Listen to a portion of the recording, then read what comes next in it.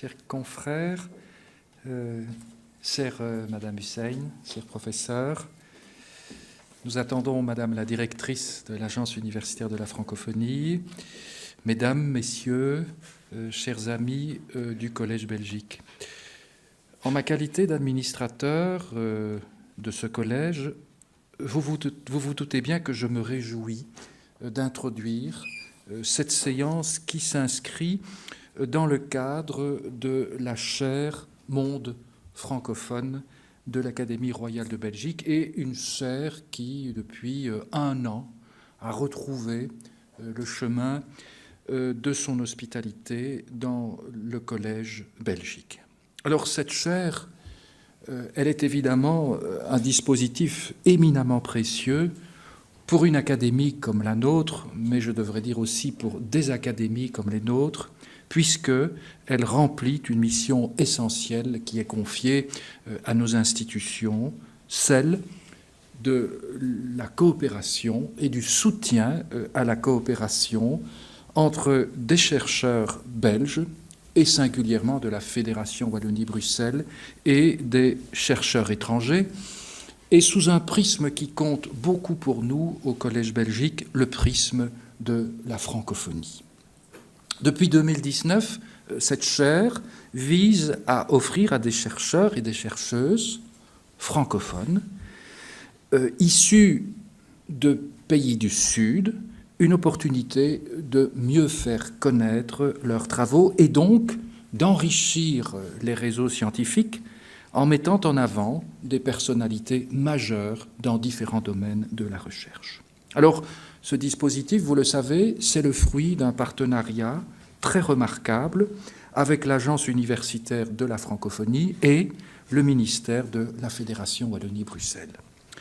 Et je tiens donc d'emblée à remercier l'AUF et tout particulièrement sa directrice pour l'Europe occidentale, Madame Olfa Zeribi, qui va nous rejoindre bientôt, et je la remercie pour l'excellente collaboration qui unit nos institutions, mais aussi pour le soutien précieux et confirmé, malgré des réalités qui sont compliquées pour l'Agence universitaire de la francophonie, mais son engagement et l'engagement de l'AUF pour faire vivre la francophonie au sein du monde scientifique.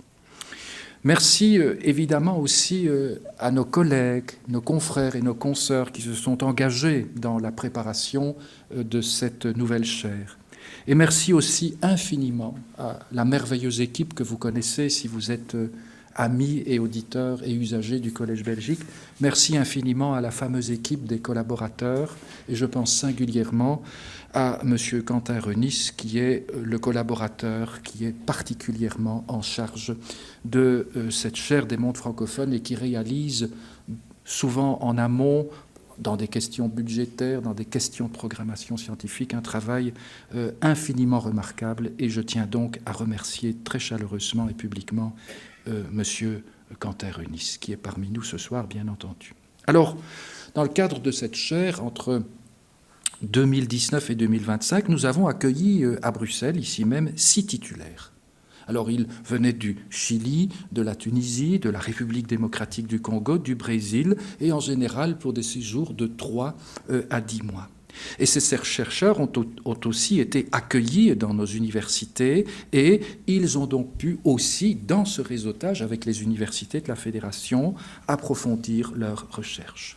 Et puis, chaque titulaire a aussi eu l'occasion de présenter ici et là le fruit de son travail lors de cours-conférences, ici même, au Collège Belgique, pour répondre donc précisément à l'objectif de cette chaire qui consiste à visibiliser les talents de la francophonie. Alors ce soir, nous avons le plaisir et nous avons le très très grand honneur, en tant que titulaire de la chaire des mondes francophones, de recevoir Madame Nala Hussein Ali, qui nous vient du Caire.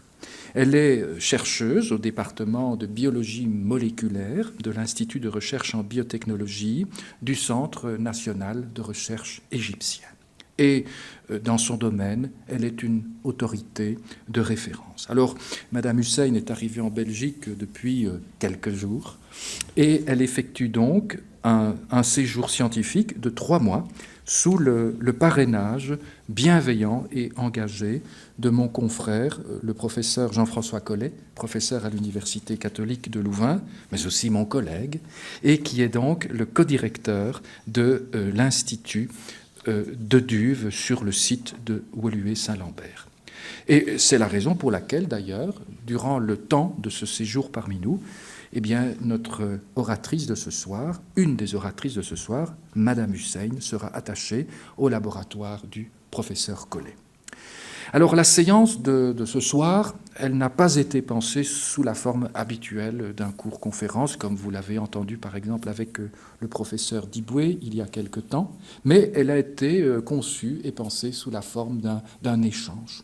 Car, vous le savez, le collège veut aussi remplir une mission de diffusion des savoirs dans le but de fournir des clés de compréhension utiles à tous les citoyens, et il le fait de différentes façons, singulièrement ce soir. Ceci va se faire sous la forme d'un échange dans le cadre d'une table ronde. Alors, la thématique, bien sûr, qui sera abordée, et vous voyez le titre affiché, eh bien, la thématique abordée ce soir est un enjeu sociétal réel et absolument fondamental qui touche à plusieurs disciplines. Et l'Académie, d'ailleurs, compte parmi ses membres, au sein de la classe des sciences médicales, des expertises que nous pensons utiles de pouvoir réunir ce soir pour apporter un éclairage complet sur la question. Alors, nous entendrons donc d'abord chaque expert, et puis viendra le temps d'un échange, comme d'habitude, avec la salle. Et puisqu'elle vient d'arriver parmi nous, ma chère Olfa, mais il n'y a aucun problème, je tiens à vous dire, Madame la directrice, qu'en ouvrant cette séance, je vous ai publiquement remercié, et remercie aussi chaleureusement l'Agence universitaire de la francophonie pour l'engagement dans cette chaire. Donc ce soir, mesdames, messieurs, chers amis, nous entendrons donc d'abord chaque expert qui va vous faire une sorte de petit éclairage personnel, et puis viendra le temps de l'échange entre les experts eux-mêmes, et puis bien entendu avec la salle, pour une séance qui se terminera comme d'habitude aux alentours de 18h50, 19h. Et sans tarder, je passe donc la parole à nos intervenants de ce soir, que je remercie évidemment très chaleureusement pour leur présence parmi nous. Voilà.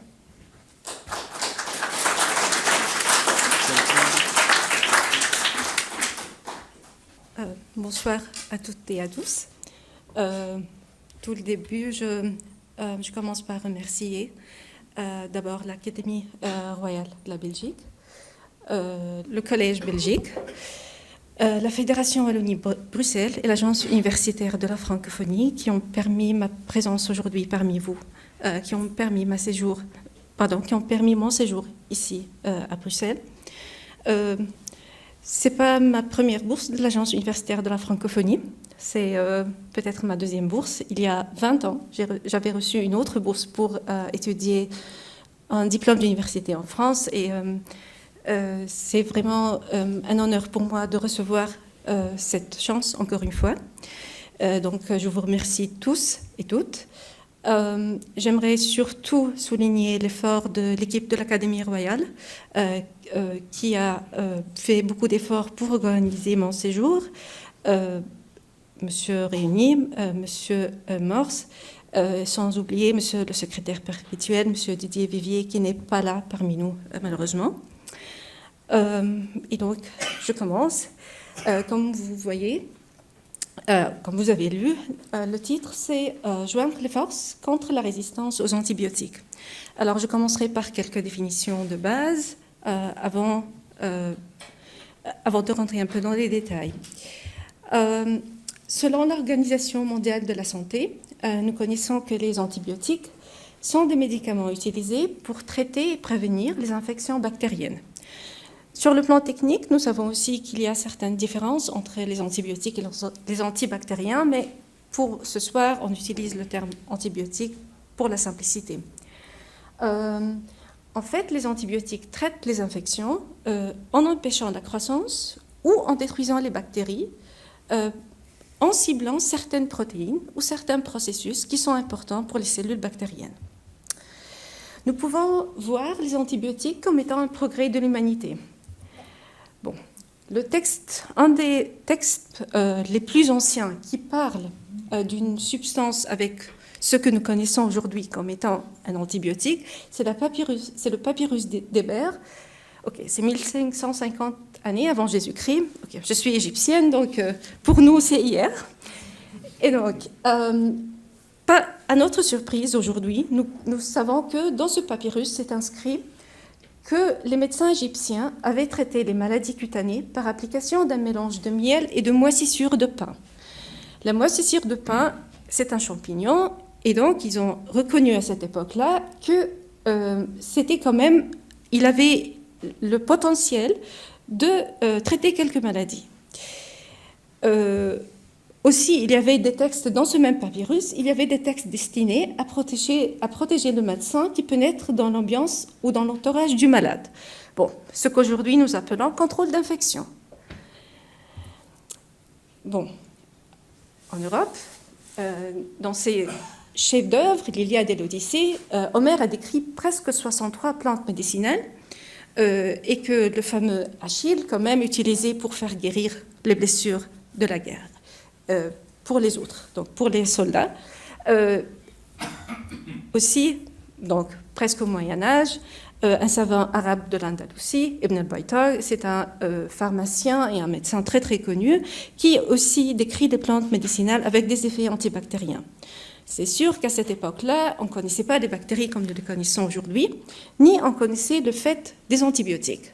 Mais ce que aujourd'hui, comme nous comprenons que ces plantes ont des effets antiseptiques, nous voyons la logique derrière leur usage pour le traitement des blessures et des maladies. La découverte qui a vraiment changé la médecine moderne, c'est la découverte de la pénicilline en 1928 par Sir Alexander Fleming. Et pour les détails et l'évolution, M. Jean-Marie Frère nous en parlera dans quelques instants. Bon, aujourd'hui, ce n'est seulement que la pénicilline. Depuis les années 30 jusqu'à aujourd'hui, presque chaque dizaine d'années, il y a plusieurs classes d'antibiotiques qui ont été découvertes. Je vous invite surtout à regarder ici, voir qu'entre les années 70 et 90, il n'y a presque pas de nouvelles découvertes. Et on va revenir à ça dans quelques instants. Bon, l'usage des antibiotiques a sauvé les vies. Ça, on peut bien voir que le taux de mortalité résultant des infections a vraiment diminué. C'est une statistique des États-Unis, mais qui note comme l'usage des sulfonamides et de la pénicilline comme étant vraiment une cause directe de la diminution de mortalité due aux infections. Bon, mais le surusage a ses problèmes.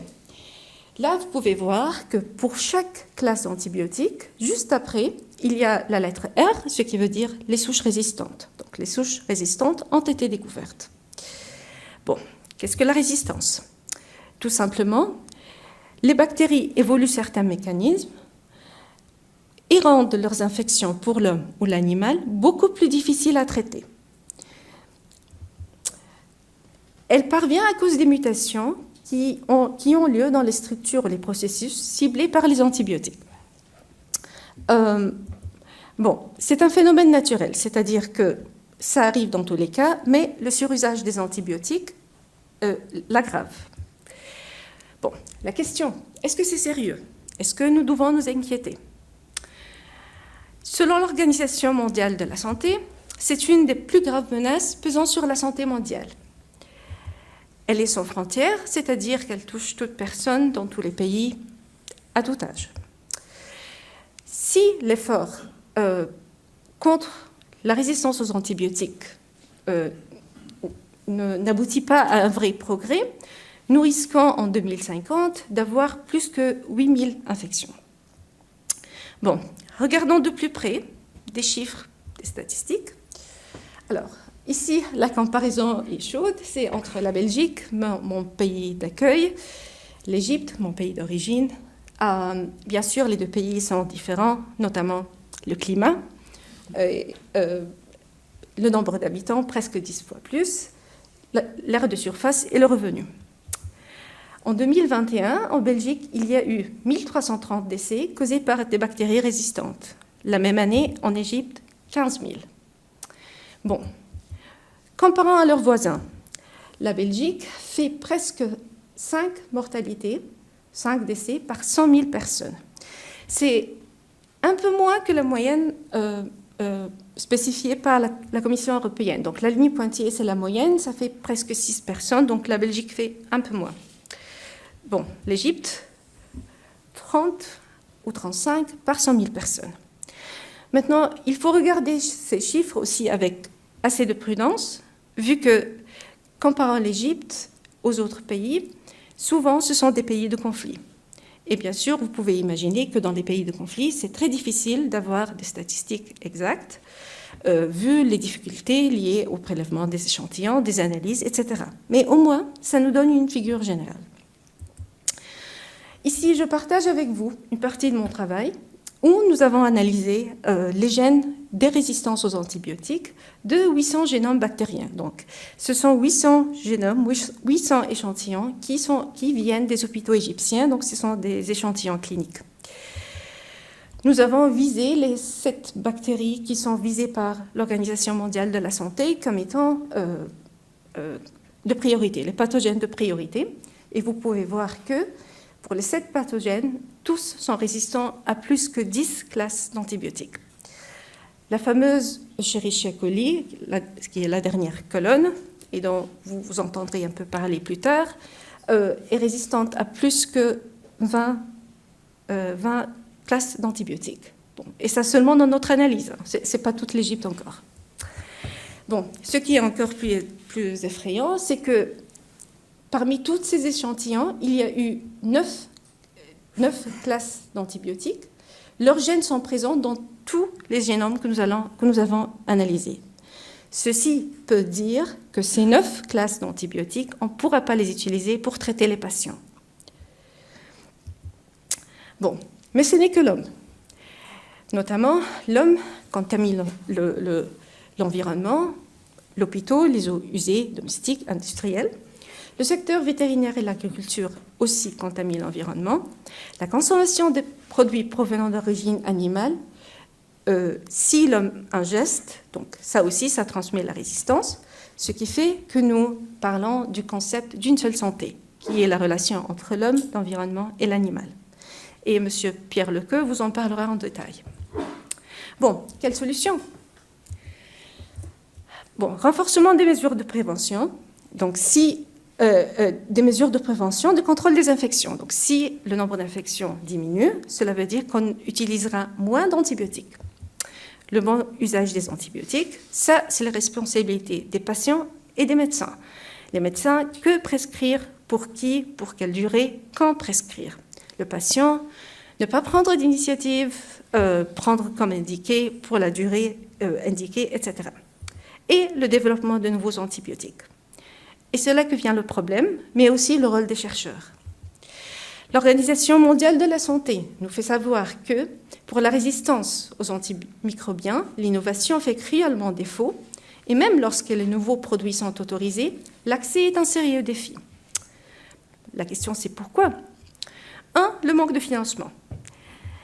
2. Le faible taux de réussite. Alors, 1 sur 15 si on travaille sur une classe existante, 1 sur 30 si c'est pour une nouvelle classe. Donc maintenant, si le taux de réussite est 1 sur 30 ou 1 sur 15, ça veut dire que les 14 autres ou les 29 autres médicaments, il y a eu un financement, il y a eu des chercheurs qui ont travaillé, il y a eu beaucoup d'argent dépensé, beaucoup de temps d'efforts, mais ça n'aboutit pas à un médicament qui peut traiter les patients.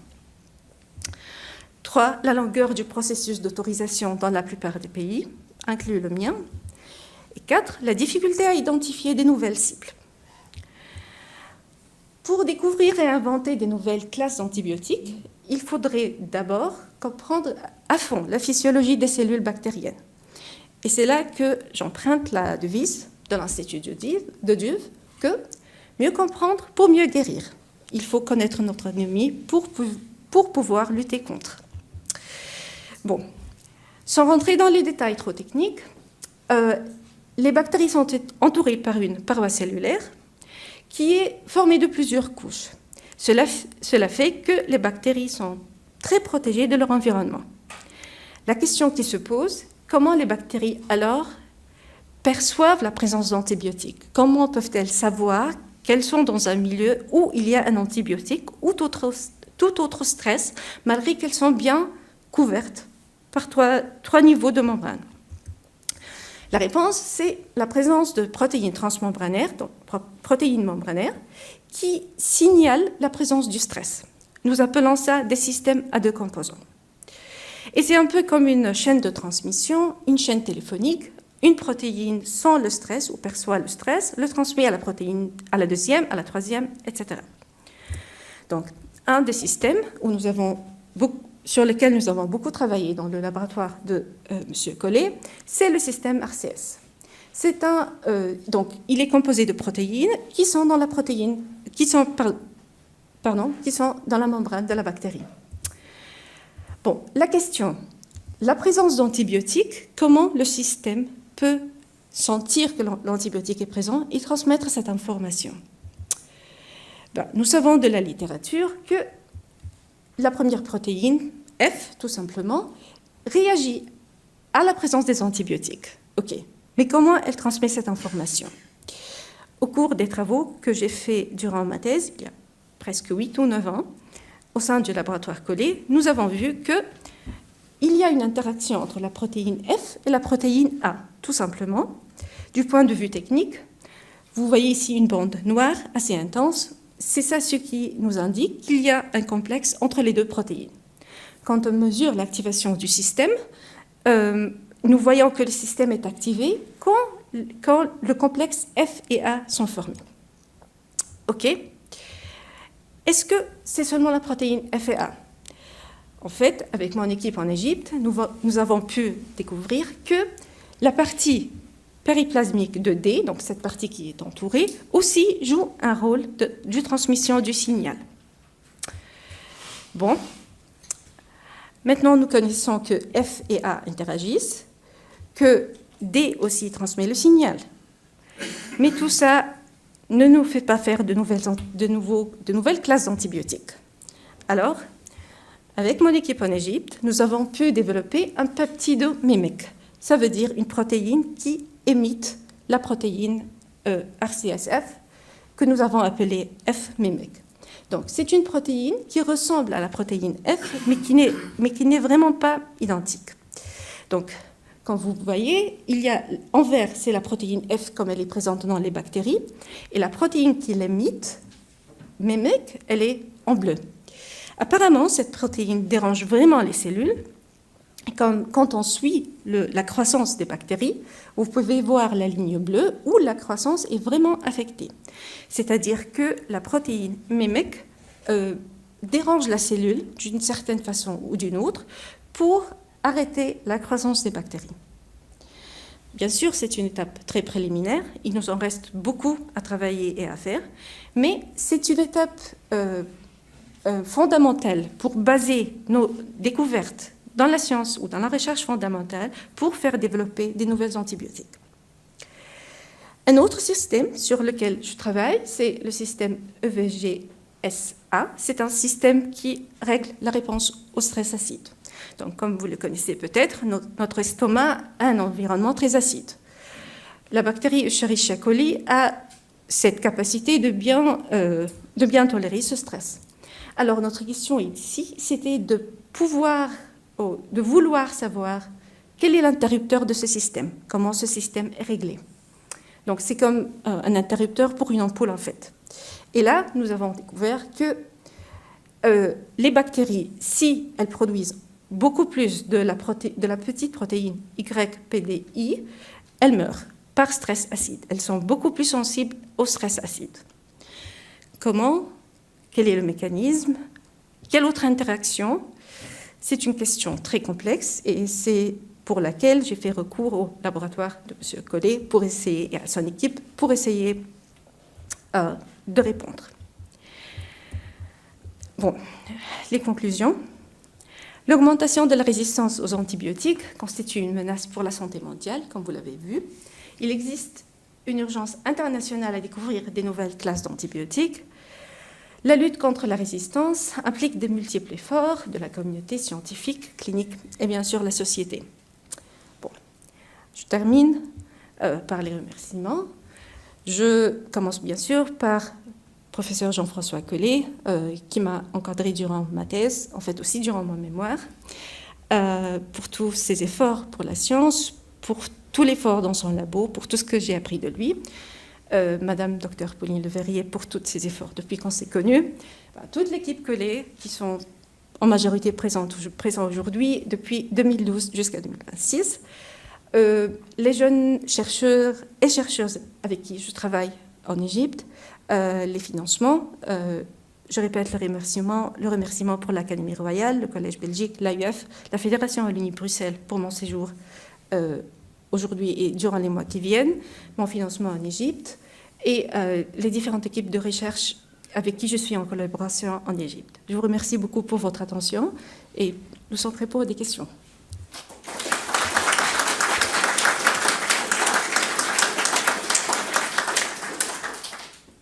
Maintenant, c'est avec grand plaisir que j'introduis M. Pierre Lequeux, professeur émérite à l'Université de Liège et membre titulaire de la classe des sciences. Prenez la parole. Merci beaucoup. Voilà, mesdames, messieurs, bonsoir et merci pour votre introduction. Alors, personnellement, je suis un vétérinaire et je peux vous dire que parfois je me sens un peu une position d'être dans la défense parce qu'on a beaucoup accusé les animaux et donc les médecins vétérinaires d'être responsables de l'apparition des résistances. Alors, c'est partiellement vrai.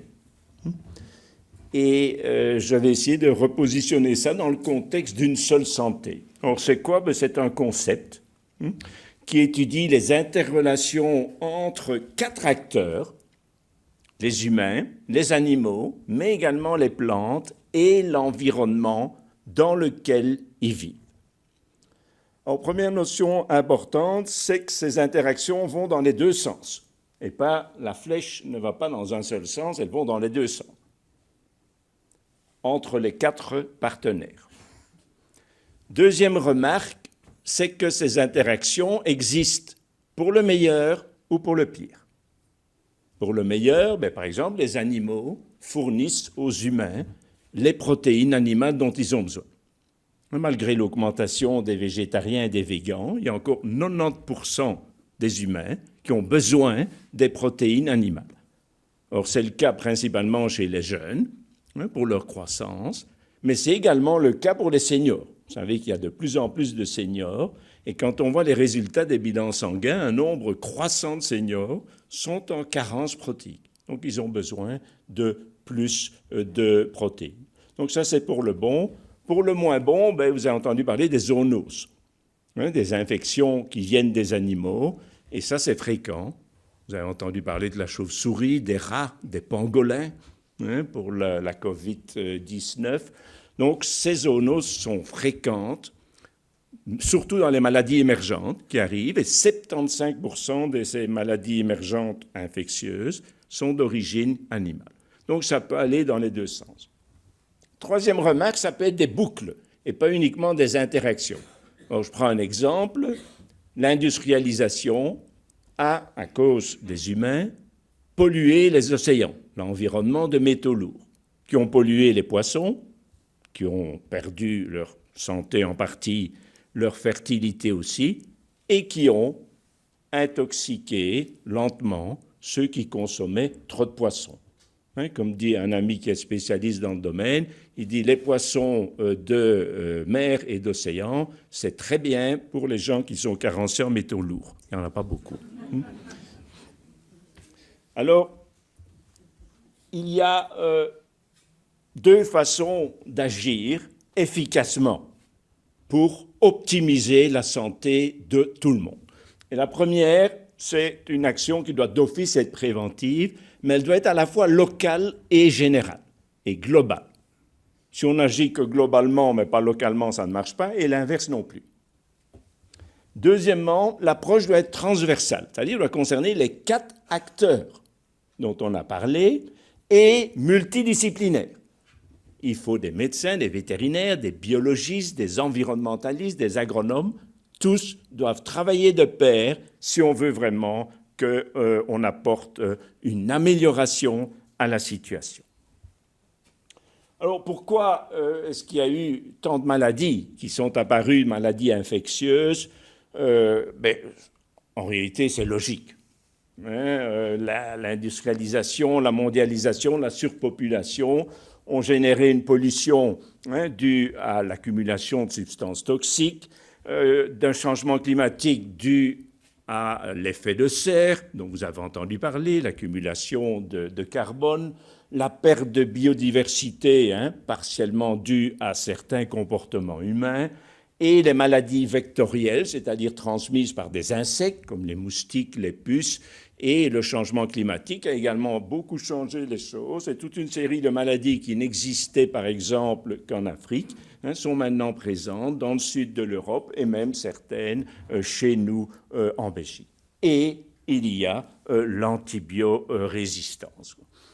C'est clair que l'utilisation massive et inappropriée d'antibiotiques a favorisé et continue à favoriser non seulement le développement, mais également la survie de bactéries résistantes aux antibiotiques.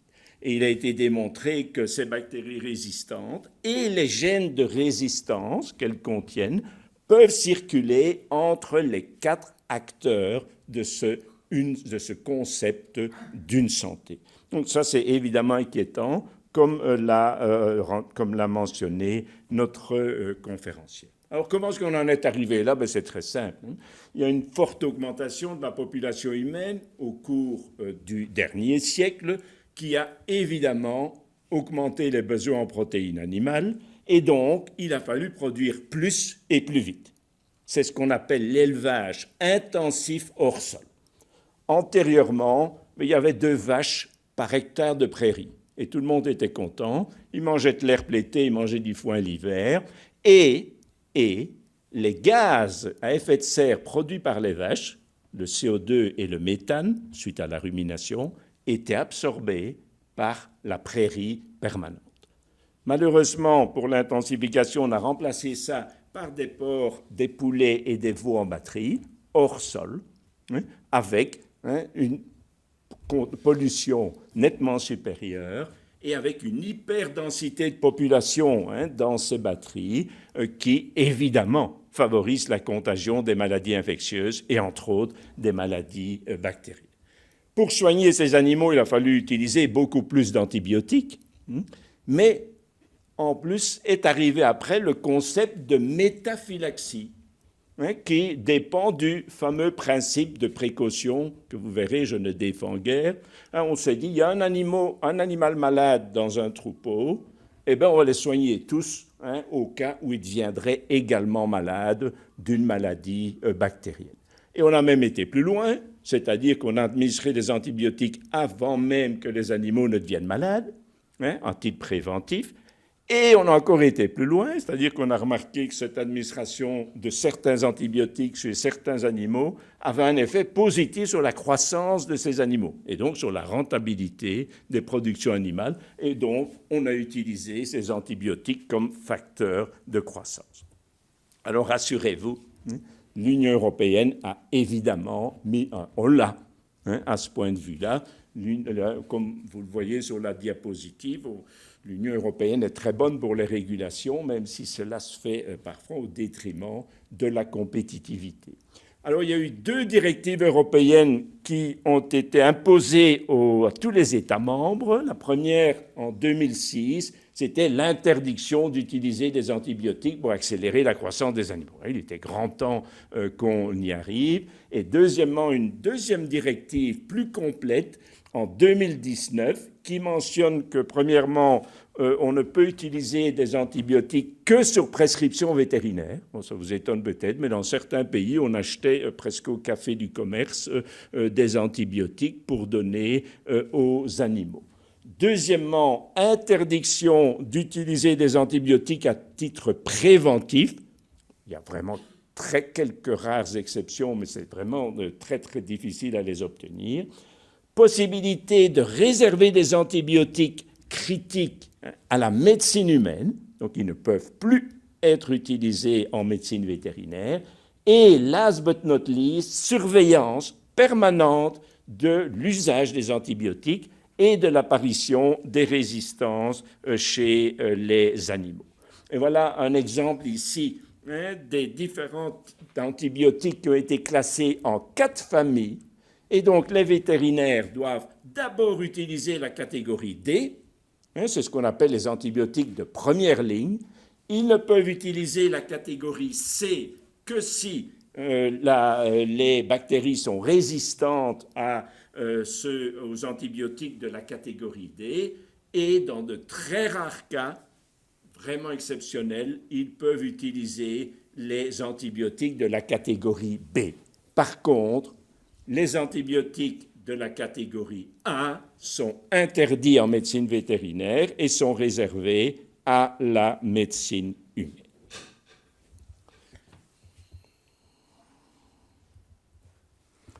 Alors, quel a été l'effet de cette directive européenne spectaculaire? Regardez la différence de l'utilisation des antibiotiques en 2011 et 2024, moins 60%. Donc, c'est une énorme diminution des antibiotiques. Et donc, c'est une très bonne nouvelle d'observer cette diminution. Et ce n'est pas terminé. D'ici 2030, il est entendu d'avoir une réduction supplémentaire de 25%. En plus, tous les vétérinaires, en tout cas en Belgique, sont obligés d'informer un organe officiel qui s'appelle Sanitel-Met lorsqu'ils utilisent des antibiotiques chez des animaux de production, donc les porcs, les poulets de chair, poules pondeuses et veaux de boucherie. Vous voyez, on a beaucoup tiré à boulet rouge sur les vétérinaires, mais qu'en est-il de la médecine humaine? Est-ce qu'ils ont aussi fait des efforts? Or, j'ai regardé les chiffres. Vous voyez, en bleu ici, c'est l'utilisation des antibiotiques chez les animaux. Je vous ai parlé d'une réduction de 50% en 10 ans. Et en rouge, c'est l'utilisation des antibiotiques chez les humains. Or, certes, il y a eu un petit effort entre 2018 et 2020, et une baisse de 20% par rapport à l'année de référence qui était 2010. Par contre, pour une raison que certains n'expliquent pas, après le Covid, il y a eu une réaugmentation très forte de l'utilisation des antibiotiques pour en revenir pratiquement à la case départ. Alors, en conclusion, y a-t-il aujourd'hui une utilisation raisonnée des antibiotiques? D'un côté, on peut être optimiste sur le plan des résultats chez les animaux domestiques dans l'Union européenne. Nette diminution donc sur le plan quantitatif et nette diminution sur le plan qualitatif, c'est-à-dire que certains antibiotiques ne sont plus utilisés en médecine vétérinaire et sont réservés à la médecine humaine. Par contre, je suis nettement moins optimiste, d'une part parce que je suis déçu des progrès qui ont été effectués en médecine humaine. Il y a encore beaucoup trop de médecins qui, pour une grippe d'origine 100% virale, prescrivent quand même des antibiotiques. On ne sait jamais qu'il y ait une complication bactérienne, ce qui arrive, mais très rarement. Et donc, ce foutu principe de précaution pousse parfois des médecins à dire on ne sait jamais, on va quand même prescrire des antibiotiques. Et le deuxième problème, c'est que chez les animaux, les directives européennes ne sont évidemment mises en œuvre qu'en Europe. Et pas du tout en Asie, pas du tout en Amérique du Nord, pas du tout en Amérique du Sud. Vous avez entendu parler du Mercosur, et le fameux contrat entre l'Europe et l'Amérique latine, qui est très bon pour le business de certains domaines, mais qui, pour nos agriculteurs, vous les avez vus défiler ici tout près dans les rues, ils ne sont pas du tout contents. Pourquoi? Parce qu'ils sont soumis, eux, à des restrictions très fortes, et ils l'acceptent pour garantir la santé, mais évidemment, ça augmente leur coût de production, il n'y a pas de miracle, et donc il y a une concurrence déloyale vis-à-vis des produits qui viennent d'Amérique du Sud, où il y a des restrictions sanitaires, médicamenteuses et légales nettement moins grandes que dans l'Union européenne. Voilà, je vous remercie de votre attention et je cède maintenant la parole au vrai spécialiste de l'antibiorésistance, et je crois que c'est d'abord le professeur Jean-Marie Frère de l'Université de Liège qui va prendre la parole.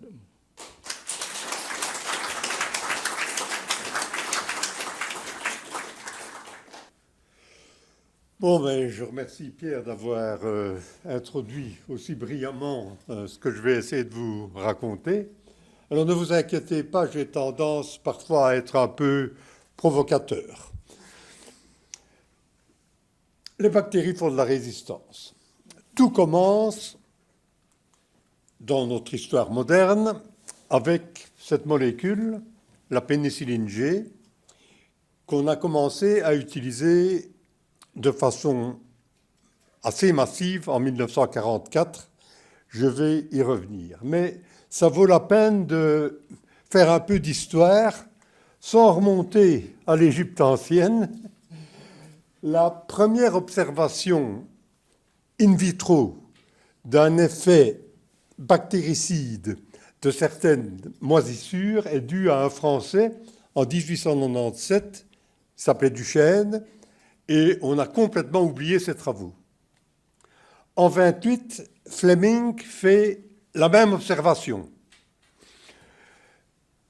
Mais si Chain et Florey n'étaient pas arrivés après, les travaux de Fleming auraient subi le même sort que ceux de Duchesne. On les aurait complètement oubliés. Fleming lui-même avait dit « Ah oui, la pénicilline, ça peut... » Enfin, on ne connaissait pas encore la structure. Cet extrait de moisissure peut être intéressant pour traiter certaines plaies superficielles, mais c'est trop instable. Alors en 1939, une équipe d'Oxford, Chain et Florey, reprend le problème et montre, entre 1940 et 1942, qu'effectivement, les extraits de pénicillium peuvent guérir des infections, principalement des infections à staphylocoque. Et ils ont eu pas mal de succès, ils ont eu quelques ratés aussi, mais en général, les ratés étaient dus au fait qu'ils n'avaient pas assez de pénicilline pour poursuivre le traitement pendant le temps nécessaire. Ils allaient jusqu'à repurifier la pénicilline à partir de l'urine des patients. Parce qu'il faut savoir que la pénicilline en question, si vous en prenez, dans les 3 heures, vous en urinez les 3/4. Donc l'urine des patients était d'un accès plus facile que les cultures du pénicillium. Évidemment, c'était la guerre. Ça intéresse prodigieusement les militaires parce qu'il faut dire qu'avant la pénicilline, la plupart des morts sur les champs de bataille n'étaient pas directes. Elles étaient dues à des infections à staphylocoque suite à la blessure. Et comme les essais cliniques, les petits essais cliniques à Oxford avaient bien marché, chez les alliés américains, ça intéresse énormément l'armée, qui met les moyens. On fait des sélections de souches de pénicillium hyperproductrices, on fait des cultures dans des centaines de milliers de litres et on produit suffisamment de pénicilline pour qu'en 1944, lors de la bataille de Monte Cassino en Italie, on puisse soigner les blessés avec de la pénicilline et leur sauver la vie. Alors il faut dire que pendant tout ce temps-là, on ne connaissait pas la structure de la molécule active. C'est seulement en 1945 que Hodgkin, une cristallographe d'Oxford, détermine la structure de la pénicilline que je vous ai montrée sur la première dia. En 1948, un Italien, Brozzu, observe que un céphalosporium, qui est une autre moisissure, dans des égouts, qui trouve dans des égouts, produit aussi une molécule ou des molécules qui sont bactéricides. Et ces molécules qu'on va appeler les céphalosporines, on en a établi la structure dans les années 50-60. Alors voilà la structure des pénicillines et des céphalosporines, et vous voyez qu'elles ont en commun ce noyau à 4 pièces qu'on appelle le noyau bêta-lactame. Elles ont aussi des positions variables, R, R2, R1, qui vont permettre aux chimistes de modifier la molécule pour modifier ses propriétés. Le mode d'action des pénicillines et des céphalosporines est le même. La membrane des bactéries est quelque chose de très fragile et de très perméable à l'eau. Alors pour les chimistes, la pression osmotique à l'intérieur d'une bactérie est supérieure à celle du milieu. Ce qui veut dire que, selon les lois de la thermodynamique, si vous mettez une bactérie non protégée dans un milieu à pression osmotique inférieure, l'eau va rentrer dans la bactérie pour essayer d'équilibrer les pressions osmotiques. Et donc, si la bactérie avait sa membrane pour seule protection, dès qu'on la mettrait dans un milieu aqueux, elle exploserait. Pour se protéger, la bactérie construit sa paroi. Et la paroi est composée, entre autres, d'un treillis qui est un polymère extrêmement solide. Et la pénicilline empêche la dernière étape de la synthèse de ce treillis. Donc, en présence de pénicilline, pas de treillis, et comme vous allez le voir, la bactérie explose. Ce qui est important de noter aussi, c'est que cette réaction que la pénicilline bloque n'a aucun équivalent chez l'homme et chez les cellules supérieures en général. Et donc, il y a très peu d'effets secondaires de la pénicilline, puisqu'elle ne va pas interférer avec des processus vitaux dans nos cellules. Et voilà ce qui se passe quand on met une bactérie en présence de pénicilline. Elle explose. Vous voyez que le contenu de la bactérie est en train de se répandre dans le milieu.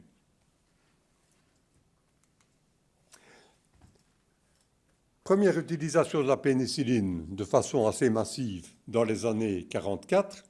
En 1948, on constate déjà l'existence de souches de staphylocoques qui sont résistantes. Cette résistance est due à la production d'un enzyme qui est capable de détruire la pénicilline. Je vais y revenir.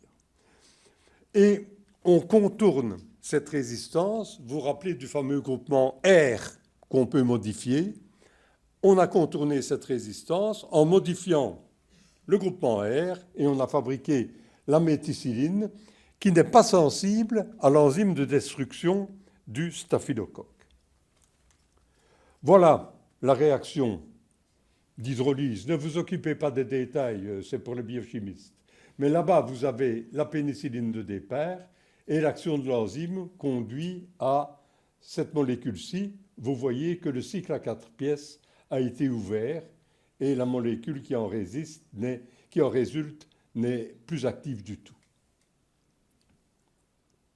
Et donc, réponse des chercheurs à la bêta-lactamase du staphylocoque, on a fabriqué la méticilline, comme je vous le disais, et vous voyez que la seule différence entre la pénicilline G et la méticilline, c'est le groupement ici, qui est modifié et qui rend la méticilline insensible à la bêta-lactamase du staphylocoque.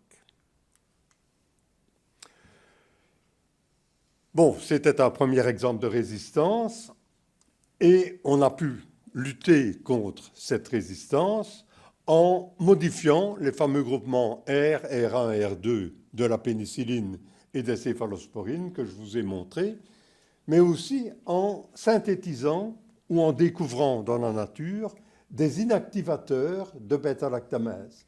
Donc des molécules qui sont capables d'arrêter l'action des bêta-lactamases.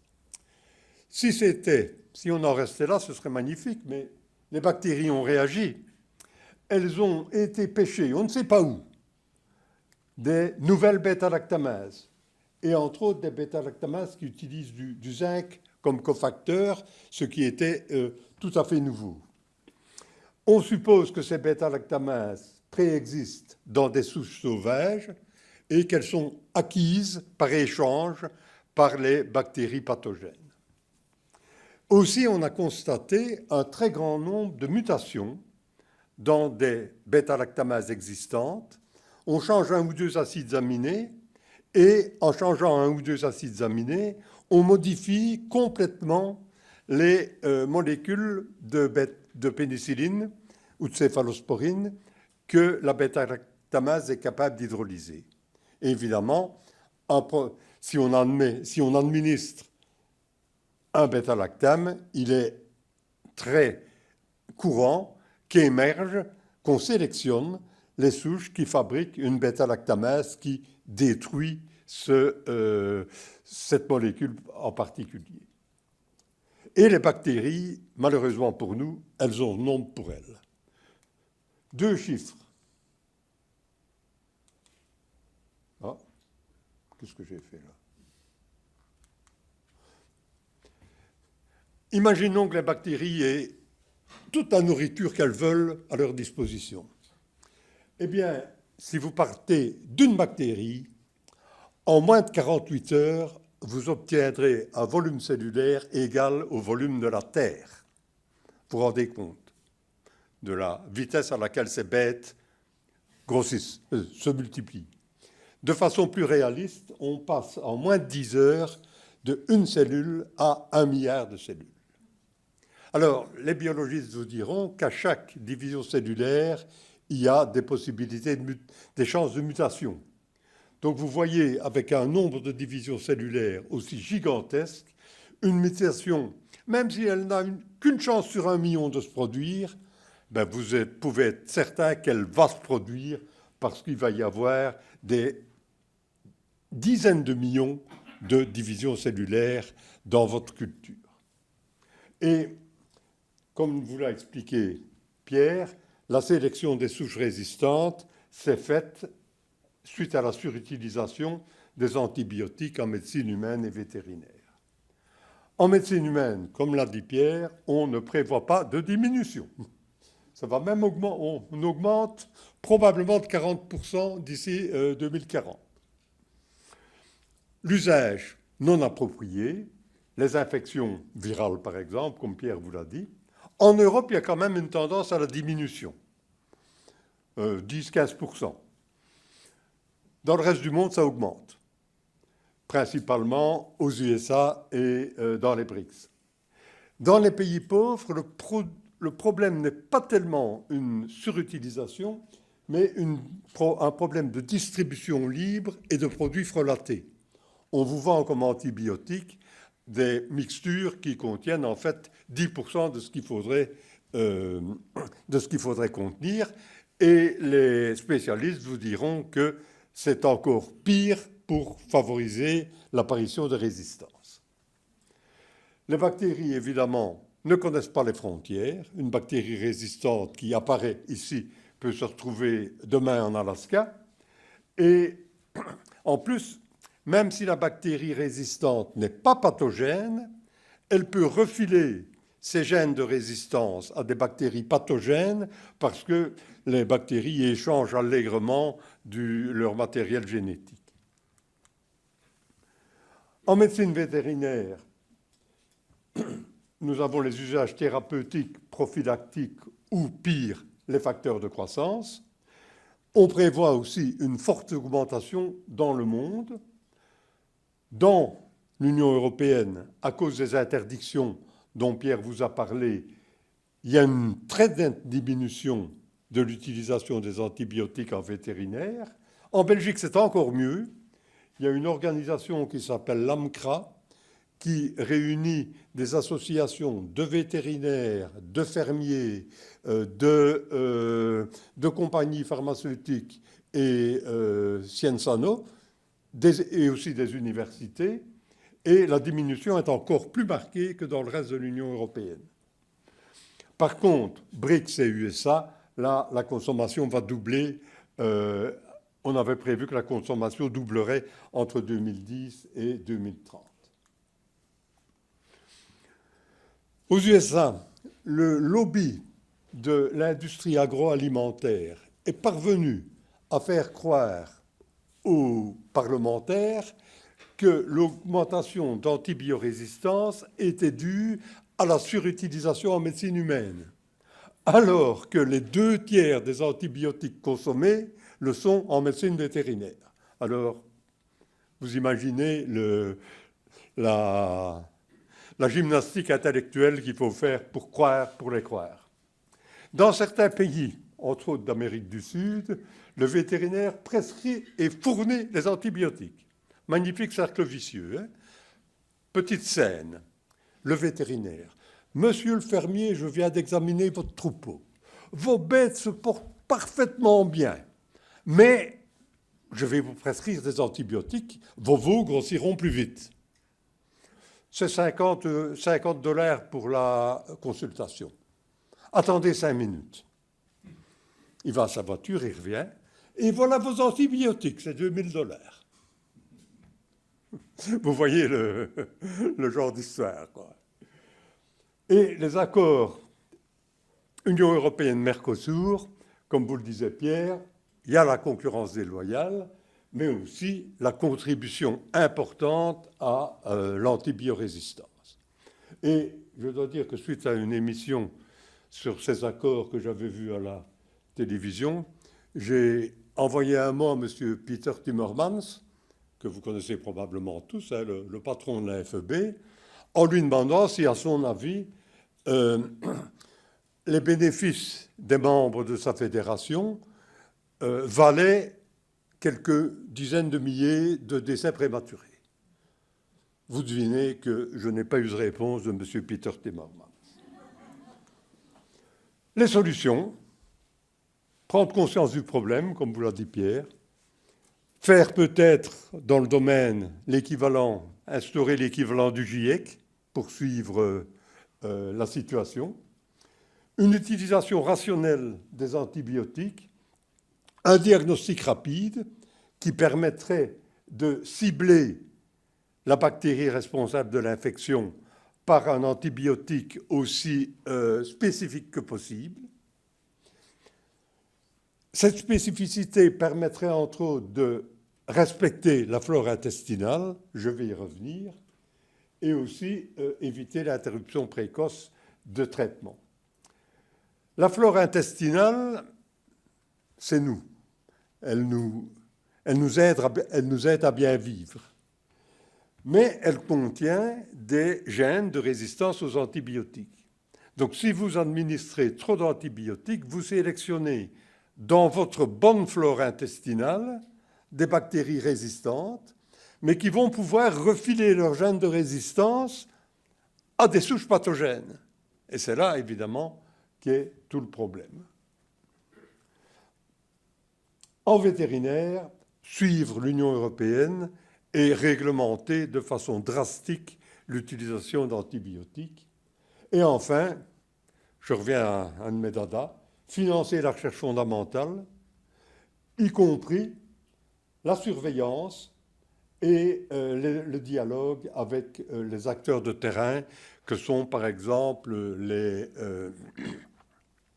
gens qui s'occupent des analyses et des isolements de souches résistantes dans les hôpitaux. Bon, j'espère ne pas avoir été trop long. Merci pour votre attention.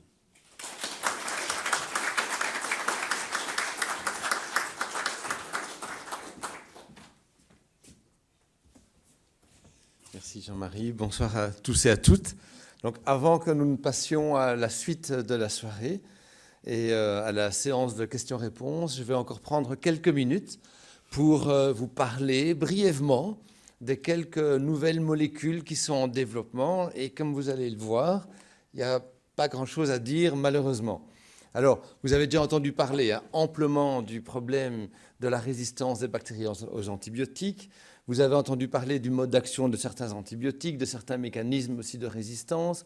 Je pense que ce concept de One Health, d'une seule santé, que nous sommes tous connectés, et à l'environnement également, a aussi été développé. Donc vous avez tout ça en tête. Et donc maintenant, une question qui n'a pas encore été vraiment adressée, c'est « mais demain ?»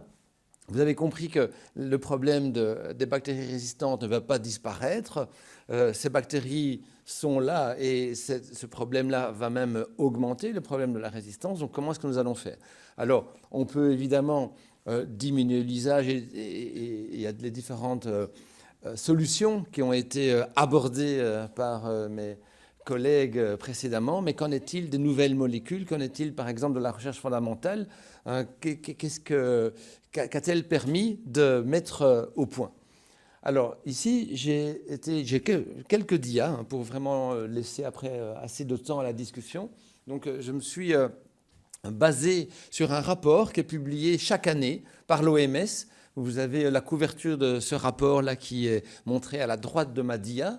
Donc, et ce rapport, qui est assez conséquent, il y a des dizaines et des dizaines de pages, reprend toutes les molécules antibiotiques qui sont en développement clinique. Donc, il ne s'agit pas de molécules qui pourraient être étudiées dans les laboratoires de Belgique, d'Égypte ou d'ailleurs, mais qui ne sont pas encore considérées pour un usage clinique thérapeutique. Non, ces molécules-là n'y apparaissent pas. Ici, ce sont vraiment les molécules qui ont un réel potentiel et qui sont rentrées dans des phases de développement clinique.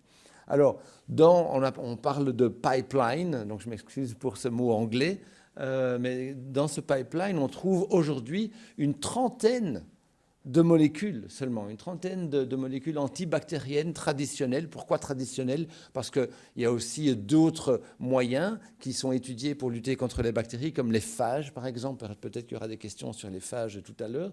Donc il y a environ une trentaine de molécules qui sont dans ce pipeline de développement.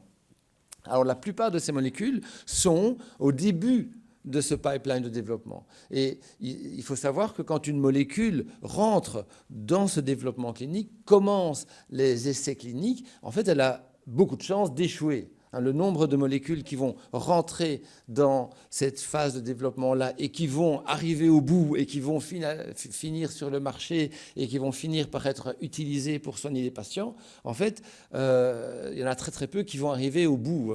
C'est quelques molécules sur une centaine, typiquement. Alors, parmi ces, donc déjà 30 molécules, c'est en fait très très peu.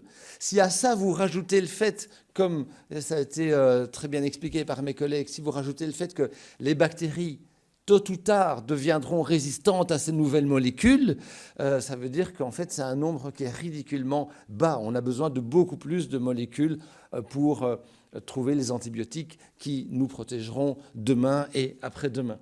Alors, parmi ces 30 molécules-là, en plus de ça, il n'y en a que 12 qui répondent à un des 4 critères de nouveauté qui ont été mis en avant par l'OMS. Et donc, quels sont ces 4 critères? C'est 1, il faut que ce soit une nouvelle cible, donc pas, par exemple, des enzymes qui vont fonctionner comme la pénicilline et qui vont aller cibler la même protéine. C'est pas que ce n'est pas utile, bien sûr qu'on a besoin de ça aussi, mais on a besoin aussi de nouvelles cibles.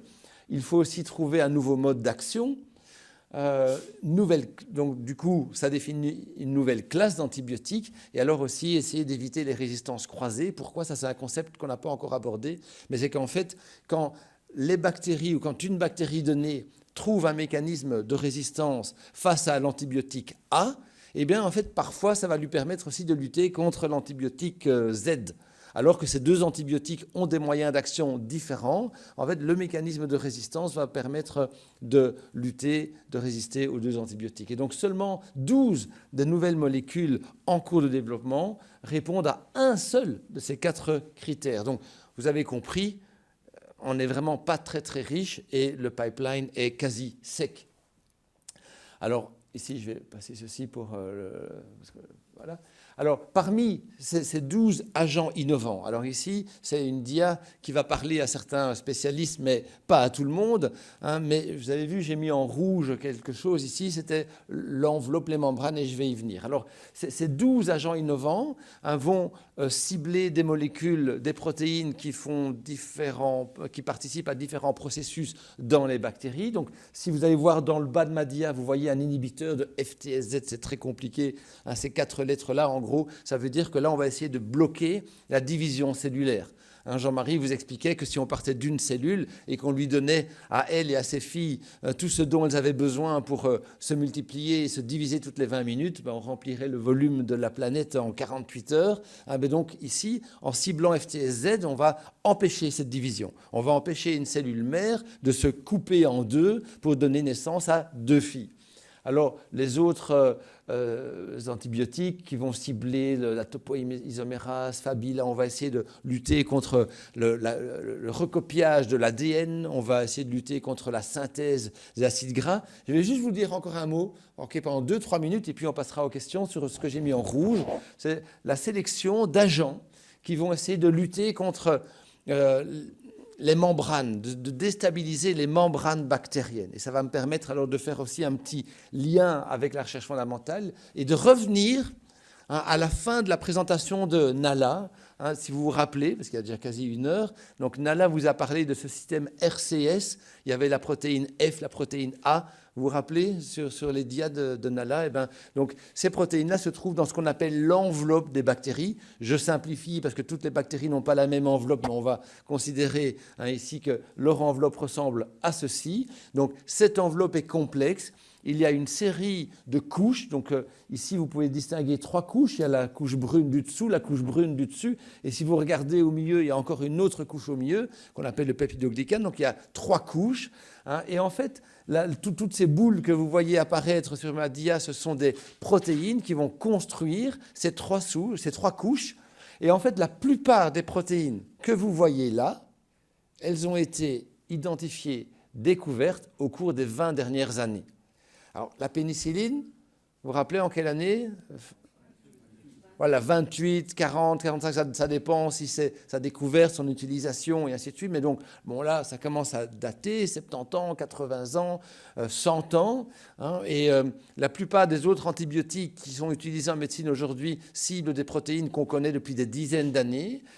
Et ici, dans cette enveloppe, dans ces membranes bactériennes, il y a toute une série de protéines qui ont été découvertes au cours des 20 dernières années et qui sont donc de très bonnes cibles. On a aussi l'idée qu'il fallait trouver des cibles intéressantes a été évoquée aussi précédemment.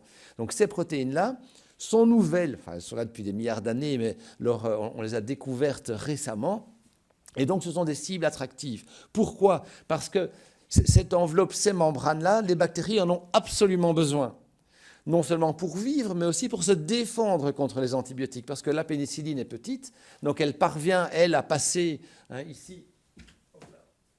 La pénicilline va parvenir à traverser assez facilement cette membrane-là, mais plein d'autres antibiotiques ne vont pas parvenir à traverser cette membrane. Et donc, si on vient cibler ces protéines qui construisent ces membranes, non seulement on peut contribuer à tuer les bactéries, parce qu'elles ont besoin de ces membranes, mais même si l'antibiotique en question, la nouvelle molécule en question, n'est pas assez bonne que pour tuer la bactérie, elle pourrait quand même rendre cette membrane plus perméable. Et si on augmente la perméabilité, ça permettra de lutter contre les bactéries. Et donc pour terminer, il me reste 2-3 dias. Je serai très bref. Je vous montre ici une molécule qui est en phase de développement, je pense que c'est 2 ou 3, donc on arrive à la fin. Elle est assez prometteuse. Et donc c'est une protéine, c'est un antibiotique qui va cibler justement une de ces protéines qui assemblent les membranes des bactéries à gram négatif. Et en particulier ici d'une bactérie qui a un nom un peu compliqué, c'est Pseudomonas aeruginosa. Et Pseudomonas aeruginosa, c'est la bactérie qui souvent en fait va être fatale aux patients atteints de mucoviscidose. Et donc, cette molécule que vous voyez là, qui s'appelle la murépavadine, risque probablement, dans les années qui viennent, d'être mise sur le marché pour aider les patients qui sont atteints de mucoviscidose et qui luttent désespérément contre Pseudomonas aeruginosa. Alors un autre antibiotique dont la découverte a été publiée dans le journal Nature, il y a 2-3 ans, donc là c'est vraiment très récent, qui a été développé par Roche. Donc c'est une des seules grandes sociétés pharmaceutiques encore actives. Je ne fais pas de pub pour Roche, mais c'est objectivement une des raisons pour lesquelles il n'y a pas de nouvelles molécules antibiotiques dans le pipeline, c'est que la plupart des grandes sociétés pharmaceutiques ont déserté ce domaine. Et donc Roche a une petite division qui est encore active dans ce domaine-là, et donc ils ont identifié cette nouvelle molécule que vous voyez à droite, qui elle aussi va fragiliser les membranes, qui va empêcher la construction de ces membranes-là. Alors c'est à nouveau une molécule qui allait de bien fonctionner, une bactérie en particulier qui s'appelle Acinetobacter baumannii, donc ce n'est pas toutes les bactéries, c'est une en particulier, et là, ils sont déjà en phase 3, donc ça a avancé très très vite. Et alors, il y a d'autres antibiotiques qui vont cibler, qui sont un peu moins loin dans le pipeline et qui vont eux aussi contribuer à déstabiliser la membrane des bactéries à Gram négatif. Et donc, je ne résiste pas à terminer par cette photo. Alors là, c'est une photo de mon groupe qui a été prise il y a quelques années. Mais à travers cette photo, vous pouvez imaginer là des milliers de chercheurs et de chercheuses qui sont dans les laboratoires de Belgique, de France, d'Afrique, d'Égypte, d'Amérique, de Chine et de partout, et qui essayent d'apporter leur pierre à la lutte contre les bactéries résistantes en trouvant de nouvelles cibles, en étudiant ces cibles, parce qu'il faut comprendre comment elles fonctionnent pour pouvoir ensuite les attaquer et pour pouvoir les bloquer, et qui le font avec passion, et parfois avec des difficultés aussi de financement, parce qu'on a besoin de financement pour ce genre de recherche dont le résultat est souvent à très long terme. Mais il est essentiel, cette recherche est essentielle, si on veut que nos enfants, nos petits-enfants, nos arrière-petits-enfants puissent continuer à vivre dans le monde tel que nous le connaissons aujourd'hui, c'est-à-dire un monde où les bactéries, certes, tuent, mais relativement peu comparé à ce qu'elles ont pu causer comme désastre avant la découverte de la pénicilline. Et je repasse la parole à Nala, qui va animer le débat.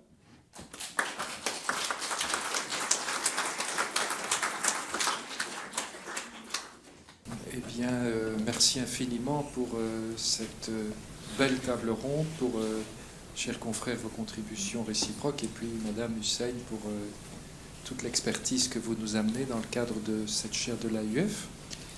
Donc, la lauréate sera encore pour plusieurs semaines, évidemment, en Belgique, dans différents laboratoires, singulièrement dans le laboratoire du professeur Collet. Donc, merci infiniment d'être venus nombreux ce soir pour écouter ce sujet, évidemment, aux conséquences sociétales. Vous venez d'en parler, professeur Frère, qui sont évidemment gigantesques. Mais c'est un des devoirs aussi du collège d'informer sur ces questions-là. Merci infiniment, mesdames, messieurs, et je vous souhaite une très bonne soirée. Merci.